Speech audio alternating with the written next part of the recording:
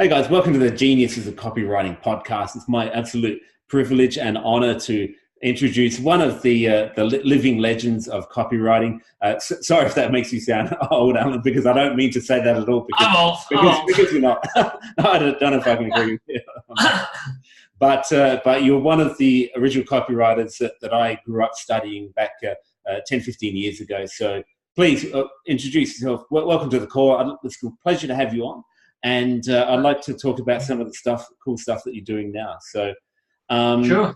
So what we were just talking about off camera, if we can jump right into that, is I saw that you posted a picture on Facebook about some direct mail that you were doing. And that really fascinated me because everybody's so enamored online with using the internet for everything, and which is fair enough because it's got such a low cost and a high penetration, that sort of thing. But a direct mail is really interesting. It's really something that I'd like to test in my own business at some point. So can you tell us more about the project that you're doing? And I assume that this is not like a new thing that you're doing, that you've done direct mail before? Yeah, I mean, probably in my working life, I've probably mailed over 1 million pieces of direct mail very easily, really. That's a lot. So, yeah, it says a lot, yeah. And the reason I always go back to... What is, Brian, when things are a little bit uncertain and human habits are being changed through different mediums, direct mail always worked. It just always worked. So if you look at, I'll give you a little bit of a background. If you look at the history of direct mail, it's huge. Yeah. And if you look at the history of email, it's relatively small. I mean, I started emailing probably around 1997.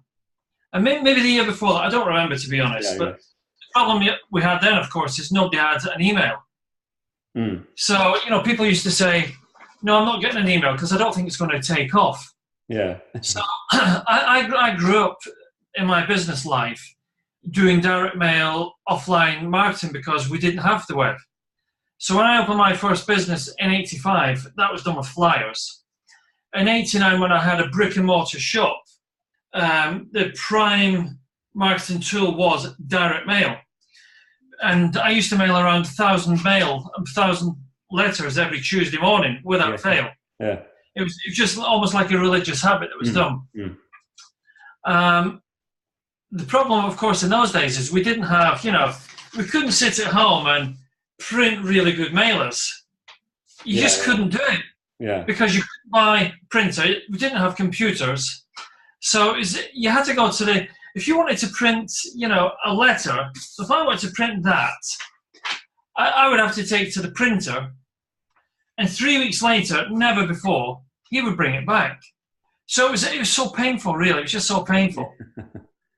Now, as years have gone on, I've always gone in and out of direct mail. I've done tons of direct mail for clients. I've done probably...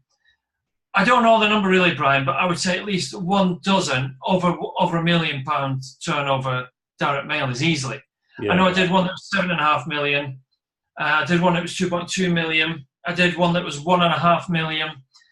And this was for real world. This was for accountants. This was for selling cars. This was for a cosmetic business. This was real world business. So direct mail for me it's a core part of my business for lots and lots of reasons. Now, it's interesting you say, because everybody says, because of the low cost of email. Well, for me, the price of email is extremely high cost because the open rate is now so low and the response rate is so low. You could we can do 100 pieces of direct mail, which is sometimes what we do to our niche list here. 100 pieces of direct mail, and get a 10% conversion. Now, 10% conversion for us is 10 times, because we sell a big manual, it's 10 times £250. So we can get a £2,500 return for a 100 direct mailer. That 100 direct mailer costs us roughly £100, and we've got the cost of the manual and posting, which is £30. Yeah. So it's a no-brainer. It's a complete and utter no-brainer. But most people do direct mail very badly, very, very badly. Now, the reason I'll tell you that is this. first of all, most copywriters, I would say 99%, do what I call formulaic copywriting. Now, formula-based copywriting, I mean, don't get me wrong, Brian, I still read this stuff. You know, this is on my desk. Yeah. I mean, I paid $300 for this, God knows how many years ago. You know, I still have all this stuff lying here when I'm doing a direct mail campaign. And I still, you know, I've got such a huge pile here, I can't enjoy it all. There's so much stuff. Yeah. I still do all this reference stuff when I'm doing my own work for swipes and everything else. And I've been doing this for 30 years, a long time really. But the problem with most copywriters is they create formulaic copywriting. Now, for example, online, we have a couple of really prominent, brilliant copywriters. Gary Halbert, deceased, brilliant copywriter.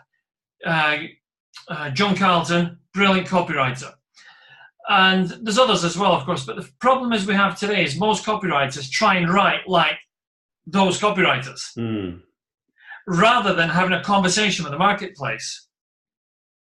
And it's a distance that is so huge, it's impossible to connect both sides. Yeah. You cannot create formula for every audience. It's not possible. So you can only do a successful direct mail, because this is where we're going back to. Successful direct mail you can only do that if the conversation is in harmony with what's going on in the target's head. And that doesn't include formula. Now, of course, you still can have formula in as much as it's good to have a headline. Yeah. You know, it's good to have a call to action. Yeah. I mean, I do lots of copy where I don't have bullet points. For me, bullet points, you know, it's not a deal maker. For me, like having subs and pre-heads is not a deal maker. What the deal maker for me is are we talking to the audience in a conversation that is already in their heads? Because if we're not, the direct mail won't work. Nothing will work if it's not, that's not there. Yeah, that's right. Yeah. So, and of course, there's the other stuff as well. You know, what's the strategy and the tactic of the direct mail? So, I know you're asking me about this particular one. So basically, we have another business called salonpunk.com. Yeah. I've been doing this since 1999, so a long time. And we have a big database of hair salon owners. And I used to be a hairdresser for 20 years. I used to be a salon owner for 17 years. So it's something I know inside out. Within Salon Punk, we have lots of things. I'll grab a book. I'm coming back. Yeah, go ahead. So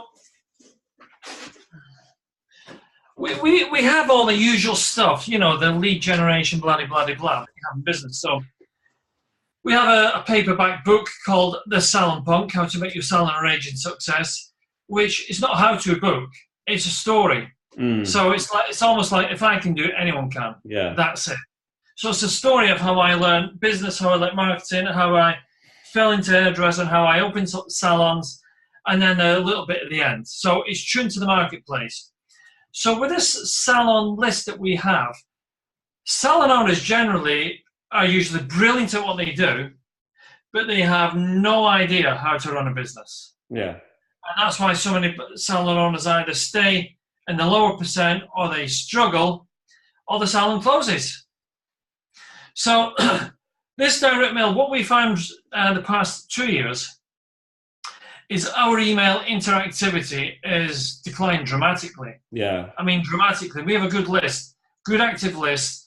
But if, for instance, we sent out a slightly different formula email the day before yesterday, and it was the worst click-through I've ever seen. And I thought I was trying something really cool, and it just failed. So the open rate was good. The click-through, I'm almost embarrassed to tell you this on camera. We had two people click through on this emailer. Yeah. 2 people. Yeah, that's incredible. So that was out of 5,000. So the open rate was high. The click-through rate was slow. So we've been thinking about this for a long, long time, really, because every now and again we do direct mail, and we have around a 10% conversion rate on direct mail. So this was sorry, I've ripped off the bottom because I had to write a note for some light bulbs this morning. That makes sense. So this was an original, this was the last direct mailer we did it converted at 10%. You know, I don't know where let me just see where it is. My wife might have picked up, actually. Baby, do you have the new direct mailer I'm using for the salons? Oh, it's here. Sorry, it's here. It's under this book. So, we can't do a screen share on this, can we? I can give it a go. No, I'll tell you, we'll just do this. I'll talk through it. Yeah. So, what I decided to do was, this original one, although it's 10%, I never liked the mailer. I just didn't like it, really. The offer wasn't irresistible. The offer didn't go to the edge. It wasn't like a pure acquisition cost. You know, there was so many things missing. And we got 10%. I thought, okay, I'm going to change it completely. So I decided to go back further to the way I used to write direct mail. Now, direct mail, of course, originally is, you know, my original direct mail. I mean, this is more what I would call factual direct mail. This is more the new one we haven't tested yet. We're going to test it with the hundreds. This is more story-based. So at the top of it there, I don't know if anyone can see that. Yeah, we can see that, yeah. There's a guy who looks like he's dead. So this was a salon owner I worked with called Rich this year. His wife sent me that picture. She said, oh my God, Alan, look what you're doing to my husband. It's only 6:30, she just walked in. Now this guy's salon was about to close. Yeah. Now, in 23 days, I increased his business by 223.7%. And eventually took it from £1,700 a week to nearly £7,500 a week in 12 weeks. Wow. So it was a dramatic turnaround. Yeah. By the way, I did direct mail for these guys as well. So the whole story is the headline. It's a very simple headline that I might change. Mm-hmm. So the headline says, don't worry, this salon owner isn't dead. He's simply exhausted after doing exactly as I told him to do in his salon. Because obviously, this is a promotional piece for this manual. Yeah. So really, the direct mailer for this particular one, and by the way, we've had over 30% conversion on our direct mails to the salon list. So this one is the story of the salon owner. And then it talks about, it has their testimonial story at the end. And then it goes more into why the second piece, or the second sheet, is more about what I call a factual piece. And the third piece is, which I haven't done, I've got it on my desk here. The third piece is a mind-blowing offer. It's completely irresistible. So everything is thrown into this offer because I want it to be a big-time hit as mailer. So everything we can give away is in this offer. There's some dedicated pieces that will only ever go through with this offer. There's some stuff there's about 3 items you cannot buy from us, but we have. One of them is our salon blueprint. You can't buy the blueprint, but it's going to be within this offer, and loads of other stuff. Plus, a 30-minute initial consultation and business planning with me, which is worth £250. And really, Brian, that is the direct mailer that we're doing now. So we're going to test it to 100, see what happens. It's a good time for us to mail now because people they're a little bit quiet in the salons and they're freaking out over they only get busy in the third week of December. It goes crazy. So they'll be panicking right now. So it's a good time so lots of things. 1, is it tuned into the audience? 2, do you have something that's completely compelling and irresistible? 3, do you have an offer that they just cannot say no? They'd be nuts to say no to. And that's the bottom line. But the fourth element, of course, is will they open the envelope? Yeah. So I've got to just finalize the envelope, get some print or something on the envelope so they will open it. And that'll be the fourth part of this. And then we'll send it to 100 and test it. If it's a successful test, we'll send it to thousands, and then we'll probably send it to 2,000, 3,000, so on and so on. And we'll just multiply it up. Now, let's go back to the original question about direct mail. Everybody should be doing direct mail if they have a business. Yeah. But only if you know what you're doing. you should be doing direct mail. One, it's far more cost effective. It's two, it's far more direct. 3, it's a better way of having that conversation. And 4, it's a no-brainer. Because if we sell one of these from 100, it's going to cost us £100 to send. One of them brings in a return of £245. It's just a no-brainer. Yeah. I mean, the other side of things you've got to think about is your time or pounds per hour or dollars per hour. But for us, it's still worth doing because we expect to sell more than one.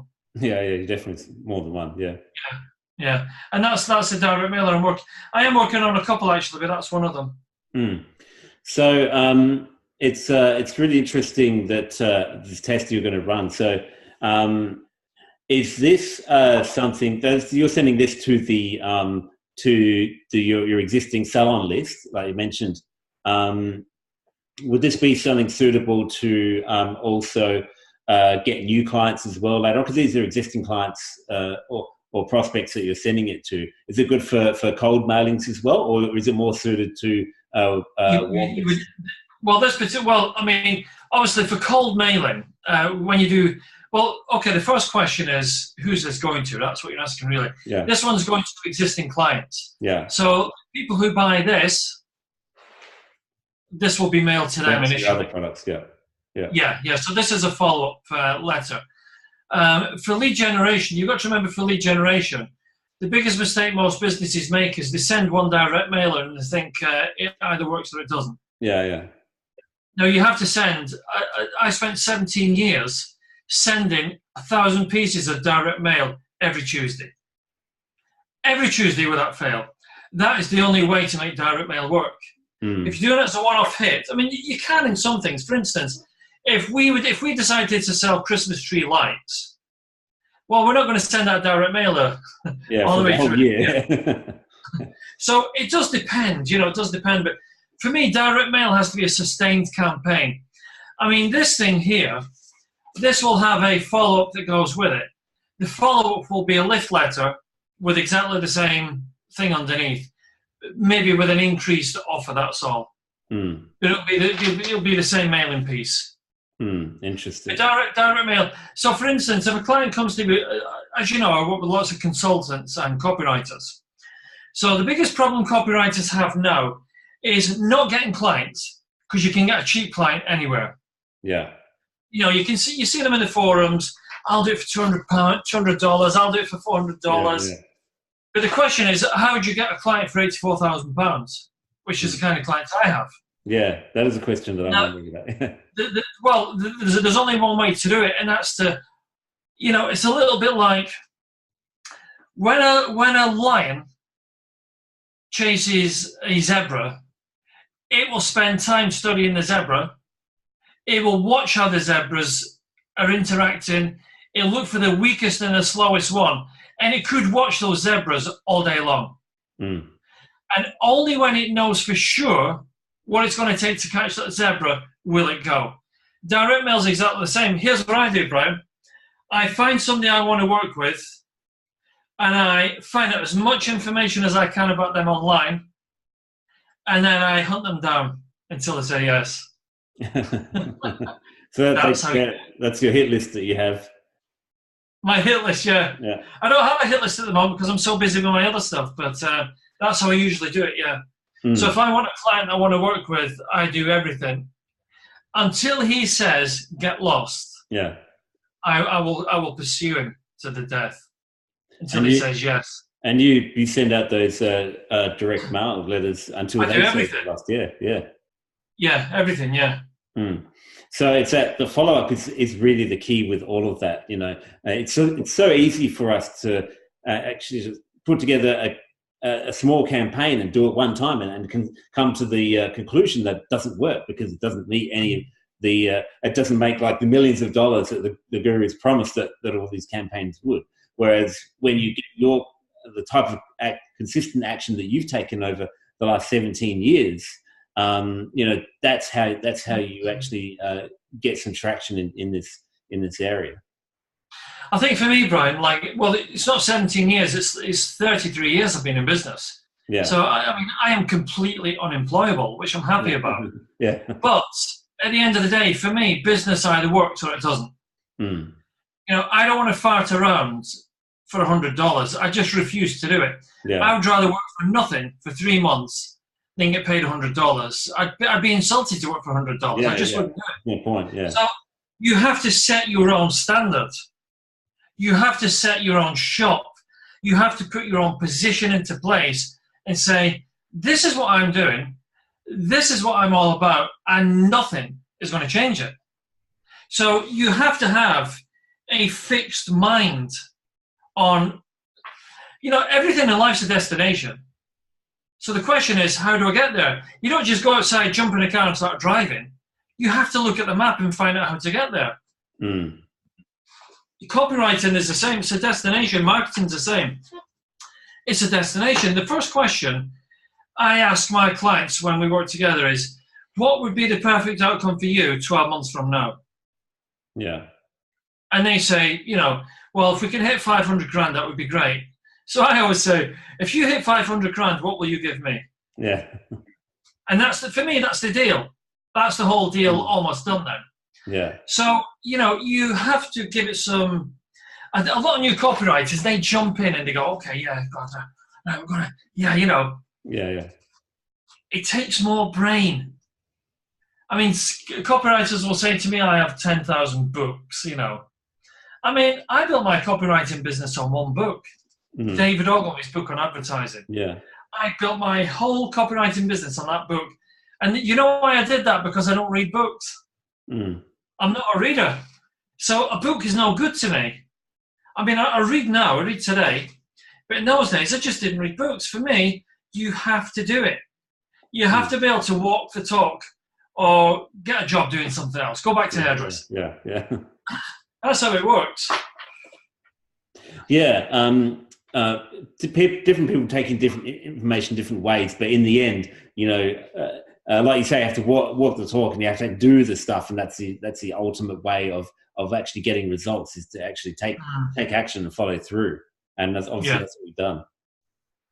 You do. You know, it's a little bit like you see a lot of web pages these days. I mean, I've tested everything on web pages. Yeah. In fact, you know, I've tested everything from single pages to single images to one button on a web page to a full sales page. I've tested everything. And I always do a full circle. Without fail, I go back to, like, if you go to Orange Beetle now, it's a full sales page again. Yeah. Now, why do I do that? Do I personally like full sales pages? The answer is no, because I won't read them. Yeah. You're not. But here's what I know. If I want a client, I have to have a sales page. It's really that simple. But there's two ways of doing a sales page. One, you either become a formulaic robot and do it the way everyone else does it, or you tune in to that individual that you want, those targets that you want. For example, Brian, a corporate client or a high-end client has a different brain to a single entrepreneur who's doing, 20 grand a year. Yeah. You have a completely different brain. So that sales pitch has to be, if you want a bigger client, it has to be tuned into that big client rather than tuned into that. For somebody who's doing 20 grand a year, everything's a risk. For somebody who's doing 5 million a year, they want to take the risk because they've already taken the risk. Yeah. So they think at a different level. So how do we pitch our camp? How do we get this thing going? Because that's who we are as experts, copywriters, marketeers, blah, blah, blah, blah. That's who we are. So we have to ask ourselves certain questions within this process. I know I'm waffling on. No, that's fine. It's all great information. It's extremely valuable to me. What I'm wondering now is, let's say I'm a new copywriter who has not been around for a long time, and I'm starting to realize I'm stuck in the robotic formula stage, and I know that I need to level up my game, to become a world-class copywriter. How can I start to do that sort of thing? I think if you could hear conversations I've had over the years, I'm just going to repeat something here. Yeah. So I'm just repeating something I know. And the biggest mistake copywriters make is they listen to everyone. So they get a million emails, subscriptions, they buy every book, they go to every webinar, they go to every conference, they listen to everyone. And the problem is it becomes overkill, it becomes mass confusion, it becomes disengaging. So you can't level up at that level. You cannot level up at that level. I forgot what you said. You live in Thailand. Yeah. What you have to do is you have to go to a beach somewhere where no one else is. You have to go to a jungle somewhere where no one else is. Don't have an iPhone. Don't have an iPad. Don't have a book. Re-engage your brain into high-value process. What's a high-value process? We keep fit. Is it fitness? What's a high-value process? Is it nutrition? Is it just rebalancing your senses? You know, for instance, Brian, I'm absolutely terrible with my iPhone. I'm like this all the time, you know, totally moronic. Now, the problem is when you get to the end of the day, your eyesight, you're like, oh my God, I can't see anything. So sometimes it's good to just go into nature and refocus. For example, when we were in Tbilisi in Georgia, where we have a house, we go to another place called Imereti, which is an area, like a county, like a shire. And we went over to Imereti, where we have another house in the mountains. And we don't have any web connection or telephone, so it's cool. So this particular day in Imereti, I decided to, when we got there, we got out of the car, and Tamuna and her mother did their thing. And I went into the house and got an axe. Yeah. And I got the axe and I chopped down a small forest. So this forest was a big area. I did it all manually. And the trees were only as wide as an arm. Yeah. It wasn't big trees or anything. Yeah. So, you know, half a dozen chops and the tree fell over.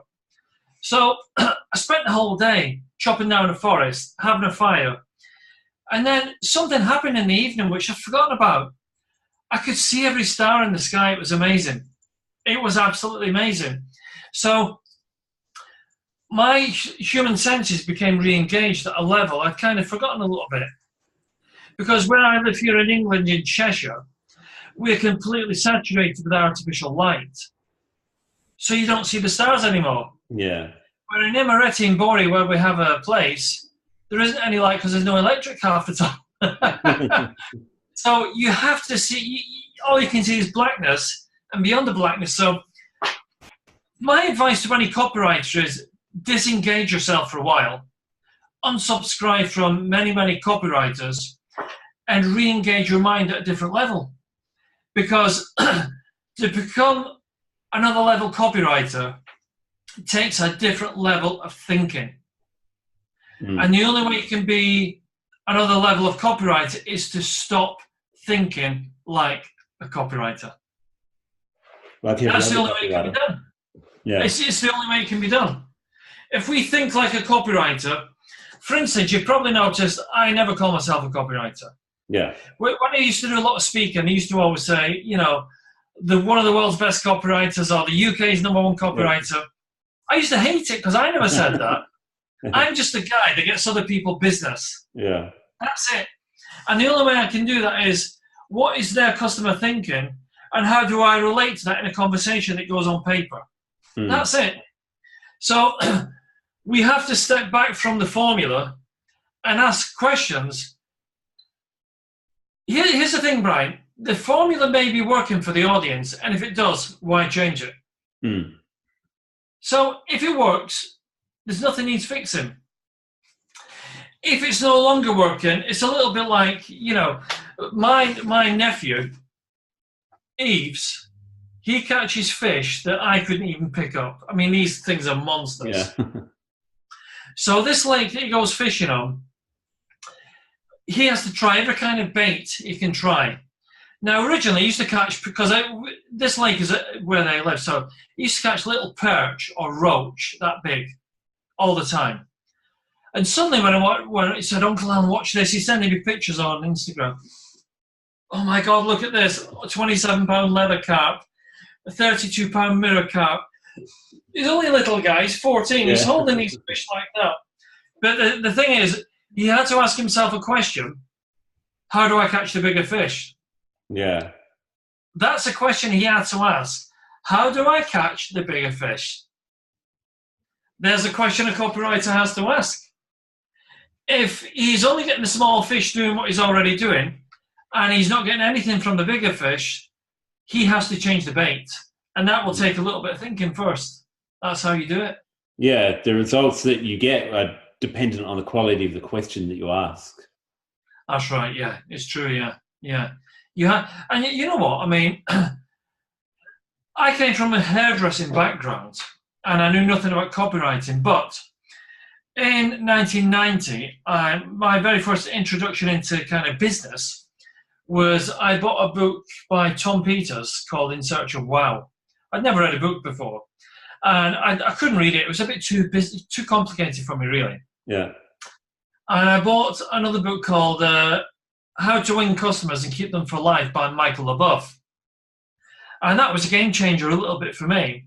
It taught me how to interact with a customer, but I still didn't know what to do. And then I found another book, this was in 1990, 91, called by J. Abraham, which was, I forgot what it's called now, Getting Everything You Can From Everything You've Got. An amazing book. And then I got another book by a guy called J. Conrad Levinson. This was in 1990. And we became good friends in the end. And his book, of course, Guerrilla Marketing, that book completely transformed my business acumen, how I thought and felt about being in business rather than being a hairdresser. Yeah. So, and of course, over the years, I've paid for advice over the years. I once paid $5,000 for 30 minutes advice because I knew this money would transform the way I was doing a certain aspect of my business, and it did. But here's a funny thing, Brian. I learned what I needed to know in a minute. So it cost me $5,000. Yeah. But that $5,000 wasn't a cost because that probably made me hundreds of thousands of pounds. Yeah, if not more, yeah. So, you have to ask the question. When I had my very first hairdressing salon, it was 250 square foot. To move to my bigger salon, which was 2,000 square foot, I had to ask the question, how do I do that? How do I make that transition safely? So, as a copywriter, to level up, we have to ask a question, do I need to get advice? If I've been doing this for 10 years and I'm still not leveling up, do I need to get advice from somewhere? Or am I happy to stay the same as I've always been? That's up to the copywriter, of course. I mean, I know copywriters from when I started copywriting who are still doing like pieces of copy for $3,000, which is fine. I wouldn't do it. I mean, if I'm not getting $25,000 for a piece of copy, I just won't do it. Yeah. That's English pounds. Yeah. So we set our own stall every time. I mean, here's an interesting question I've been asking myself while we're in Georgia. Why do I always ask for $25,000 minimum for my copy? Why am I not asking $50,000? Yeah. That's a good question. And you'll get other copies. Yeah, it's a good question, right? Because you'll get other copywriters will say $3,000. So if they're always asking $3,000, why are they not asking $6,000? Yeah. So my advice to a copywriter is take what you have right now and double it and see what happens. That's what I would do. Yeah, that's something that I've struggled with over the years. I've been slow to ask myself that same question, and I've been stuck on these lower fees for a number of years. So I'm still working on getting past that now. So it's very important for copywriters to do that sort of stuff. It is, and the other thing worth thinking about as well, Brian, is what we have to remember is, I mean, I've seen the copyright marketplace change dramatically. So clients now know more than they have ever known. When I started copywriting, clients knew zero. They just didn't know. The only thing they knew about copywriting was what they learnt in English grammar at school. Yeah. That was it. Now you can buy 1 million books online about how to do this. And what copywriters forget is your clients are also buying those books that we buy. Yeah. They know roughly how to do it now. They know. I mean, look what Facebook does now. Facebook's AI will write an ad for you. Yeah. And all you have to do is click, post it, and budget. That's what copywriters are up against, so you have to rethink your marketplace. Because this stuff here that we're writing, the clients already know how to do it. So I get clients coming to me with brilliant sales letters, and I mean, they come to me with sales letters, and you think, oh my God, how can I improve it? Yeah. And you know, the thing that they usually do is clients will usually present you a formulaic piece of copy rather than a conversationally tuned piece of copy. So that's where we have an advantage. But most copywriters don't have that advantage because they write formulaic and they don't think. They just do by formula. Yeah, so let's find out how other copywriters can get that advantage, because as great as it's been talking to you, our time's almost up here, so I wanted to say a heartfelt thanks for what you shared on here. It's really golden information. So how can it has, and how can people find out about how they can level up their game with you? How can they find out more about you? Well, there's a few ways, Brian. I mean, since 2004, I've been running a mentor program for copywriters, and I literally work with 3 copywriters a year. It's not mass production. It's not get 1 million copywriters on a call and show them a pre-recorded webinar. I work with my copywriters 24/7 until that period is over. So for 12 weeks, for instance, I'm working with a guy now in not in Arizona, I forgot where he is, Virginia, Iowa. No, it's not Iowa. I forgot what it is now. He'll kill me if he watches this video. He'll kill me. But he can contact me. We do our communication through WhatsApp mostly. He can contact me any time of any day, any hour of any day of any week of any month through that 12-week period. And it is brilliant. It's the best period of training I've ever done. Because when we're talking about leveling up, I decided last year, what's the biggest problem with my copywriters mentor? The problem was they have to wait a week before we speak again. So I thought, okay, I'm going to open it 24 hours a day and see what happens. Yeah. It's been amazing. Because, for instance, this guy, he took $15,000 in 3 weeks. And this guy is a copywriting consultant who was charging, his first invoice he was sending out was for $1,995. And the amount of work he was doing was insane. I said, you're completely mad. This needs to be, so I showed him how to price it properly. The price came to something like $14,500. I said, this is how we'll construct because I do everything. I can help them to construct the brief. We construct the pricing. We construct the job. We construct it by the hour. We construct it by the detail. We do everything. And then I showed them how to make the offer completely irresistible. And that's what we did. And Chris sent out this offer. And we remember he wanted to do it for $1,995. Yeah. He charged $7,500 for the job he wanted to sell for $1,995. Yeah. And the client thought it was cheap. Right? Yeah, interesting, right? So he got 2 jobs in like that, $15,000 right away. So with my copywriters, there's a few things you can do. One, you can go to orangebeetle.com, find all of this stuff. One, Copywriters Mentor, which is 12 weeks, really intensive. It starts at £10,000. But some copywriters do hire me for a week. Certain consultants, they hire me for a month, or they hire me just for a 1-hour Skype call to do go through some details of their own briefs or emails or whatever. It's proper hardcore, but it's really powerful for the guys. For a 1-hour call, they pay about £500, and they get their money back tenfold easily. Yeah. So the big one is Copywriters Mentor. The second one, I have a course which is called Cash Convert and Get Paid, which is another level for copywriters who are stuck. That will give you all the stuff that I do myself, but of course it's a how-to. Yeah. So you just buy the course, you listen to the course, you get the PowerPoints, you get the audios, and you go through it. It's completely different level thinking. There's stuff in there, Brian, that, talk about pricing up. You do that in there for, I forgot how much it is now. I think it's $895. You do that in there, it is a completely different level thinking, completely.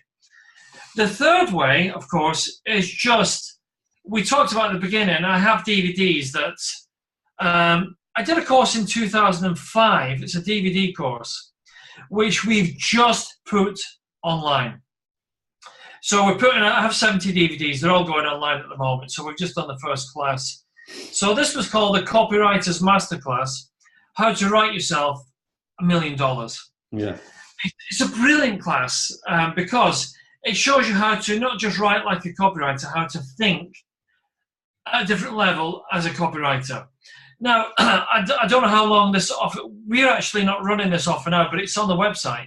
Yeah. So we haven't promoted it yet, we're about to do it. You can actually access this full course, video course. Wait for it, for £1. Wow, that's cheap. So if you go to, we're only doing this for a week or 2 weeks.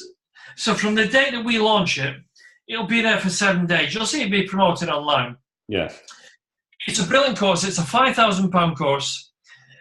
There's 2 millionaires were made from that class. There was one guy did $90,000 in 12 weeks from that class.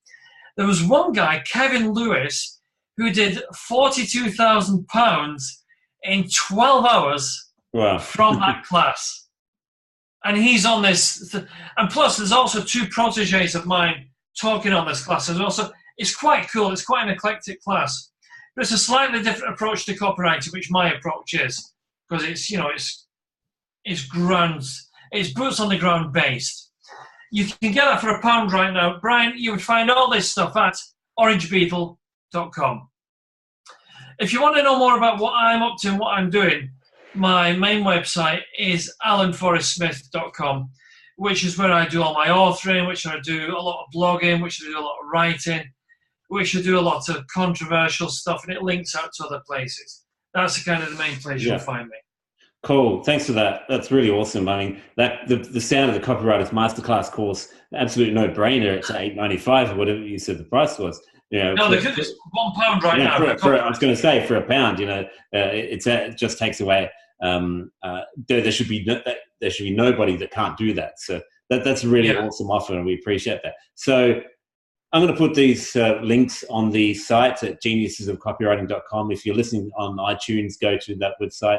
I'll put all the links there, and people can find out about you and these courses. And I highly recommend that they do, because you're one of the guys who I deeply respect in the world of copywriting. This is why I was so excited to have you on the call. So thanks for coming along. I really appreciate you taking the time out to do this. Thanks very much for that, and we'll have to have you back on the show again sometime, because I've got Brian. I really appreciate it. Yeah, I've got a lot more questions I want to ask you. All right, Brian. Cheers. My pleasure. Thank you. Thank